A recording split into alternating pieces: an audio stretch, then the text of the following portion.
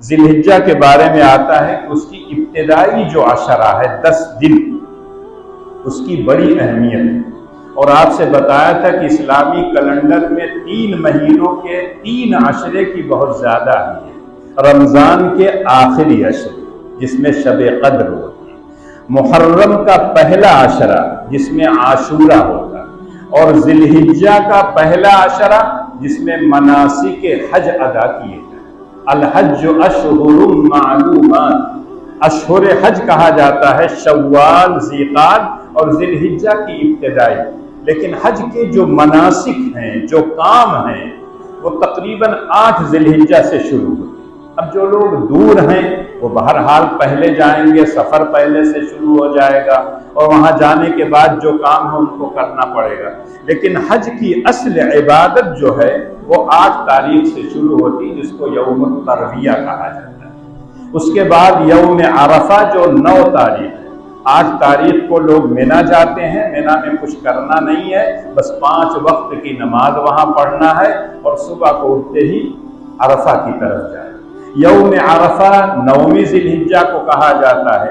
حاجی لوگ تو اپنے حج کے احکام میں مصروف ہوتے ہیں، لیکن جو لوگ نہیں جا سکے ہیں یا نہیں گئے ہیں، ان کے لیے اللہ جل شانہ نے کہا کہ حاجیوں سے اگر تھوڑی سی مشابہت اختیار کر لیں گے تو ہو سکتا ہے کہ اللہ تعالیٰ اسی بہانے آپ کو بھی اجر و ثواب سے نوازے۔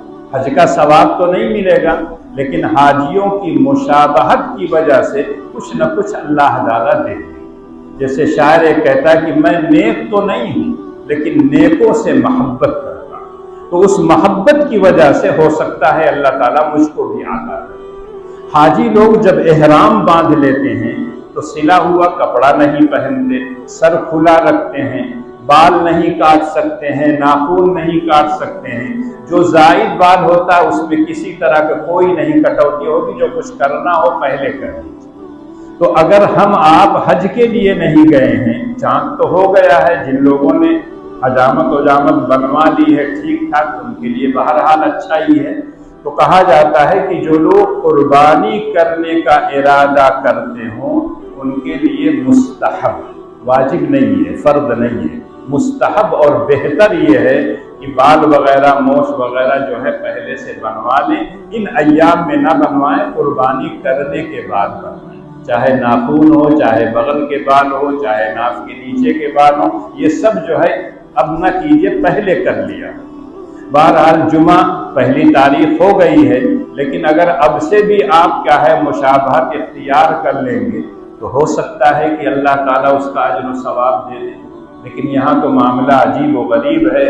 جس نبی نے ہم سے کہا وہ داڑھی بڑھاؤ، مونچھوں کو کترواؤ، اس کے امتی روزانہ چھلتے رہتے ہیں، اس کا تو کوئی علاج نہیں۔ مستحب کیا، وہ تو فرض اور واجب کے درجے میں، لیکن ہم نبی کی سنت کہہ کے اس کو ٹالتے ہیں، اور اس کی وجہ سے اتنا ہمارا نقصان ہوا، اتنا نقصان ہوا ہے، اور نہ جانے کیا کیا ہوا۔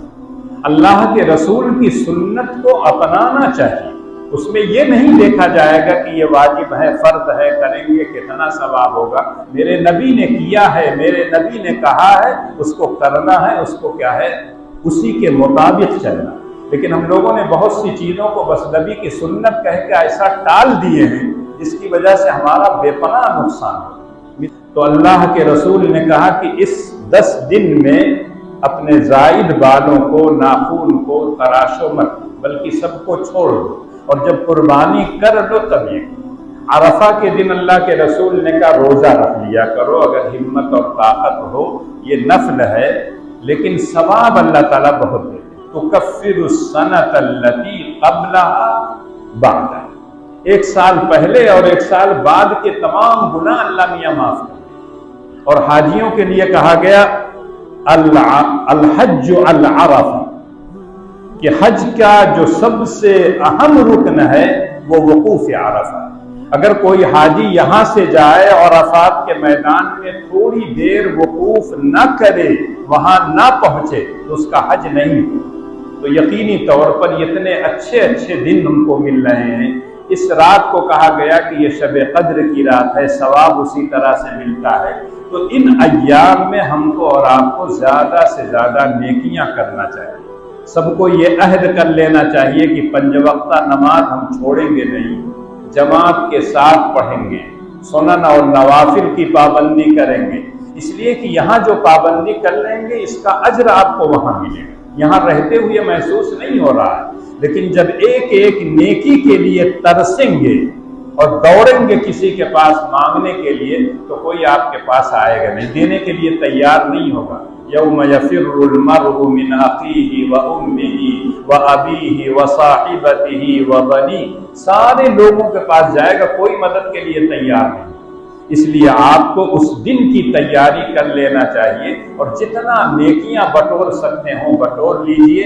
یقینی طور پر ہم اور آپ نیکیوں کے ہر وقت محتاج رہتے ہیں، اللہ مجھ کو بھی اور آپ کو کہنے اور سننے سے زیادہ عمل کی توفیق عنایت کرے۔ اور اگلے ہفتے ہی نماز کا اعلان ہوگا کہ عیدگاہ میں ہوگی، یہاں ہوگی، موسم دیکھ کے اور وقت کے اعتبار سے۔